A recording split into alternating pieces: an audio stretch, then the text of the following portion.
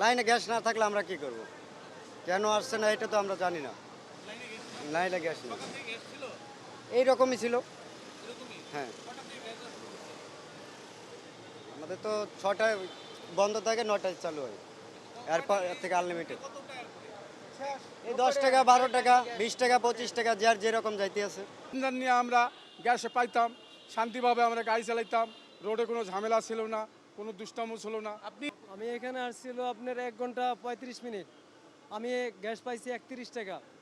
জি, খুব কষ্টে আছি আমরা। আমরা এই সরকারের কাছে আহ্বান জানাচ্ছি যে উনি আমাদেরকে দ্রুত এই সমাধান করার জন্য আমি ওনাদেরকে অনুরোধ করছি আমাদেরকে যেন উনি সহযোগিতা করে।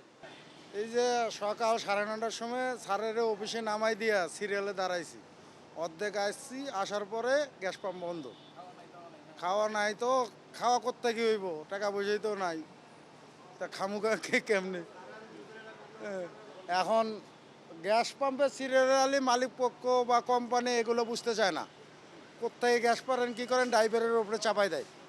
হ্যাঁ, এখন সরকারের তো কোনো সুরাহা নেয় না। আমরা তো আজকের থেকে ভুগতেছি না, আরও 10-12 দিন হতে এই সমস্যায়। প্রেশার নেই, অনেক অনেক বছর থেকেই বলা যায় প্রেশার নেই, তবে এই রিসেন্টলি যে সমস্যাটা, এটা আমরা অনেক দিন ধরে আমরা এত প্রবলেম আমরা ক্রিয়েট করি নাই, একদম যে গ্যাসই থাকে না এরকম আমাদের সমস্যাটা আমাদের অনেক দিন পর পেলাম। যে একদমই গ্যাস নেই, যে মানুষ আসলে অনেক কষ্ট হইতেছে, সারা দিন সারা রাত এরকম কষ্ট লাইন দিয়ে আছে, লাইন দিয়ে কোনো গ্যাস পাচ্ছে না।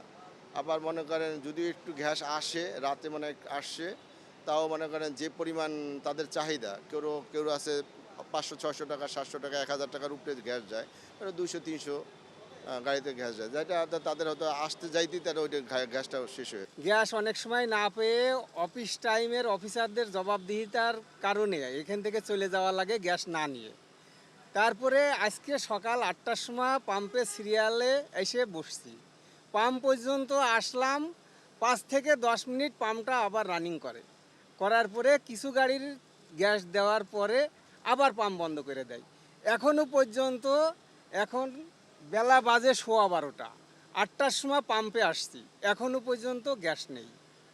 সরকার বলে এতদিন পর্যন্ত জানছি যে তেলের দাম বৃদ্ধি হইল, সব তেল অ্যাভেলেবেল হয়ে গেল, এলপিজির দাম বৃদ্ধি করলো, এলপিজি অ্যাভেলেবেল হয়ে গেল। এখন আবার সরকার হয়তোবা গ্যাসের দাম বৃদ্ধি করবে, যার জন্য জনগণের এই ভোগান্তি কতদিন পর্যন্ত চলবে সেটা সরকারই ভালো জানে। আমরা সকালে 7:30টায় এখানে আসছি, 7:30টাতে এসে মোটামুটি ট্রান্স হলো, এই পর্যন্ত টাইমে আসার পর 10টা পর এই পর্যন্ত একবার বন্ধ। এখন কখন গ্যাস আসবে না আসবে এই পর্যন্ত আমরা আশায় আছি যে হয়তো পাবো, কিন্তু কখন আসবে না আসবে এটা আমরা জানি না।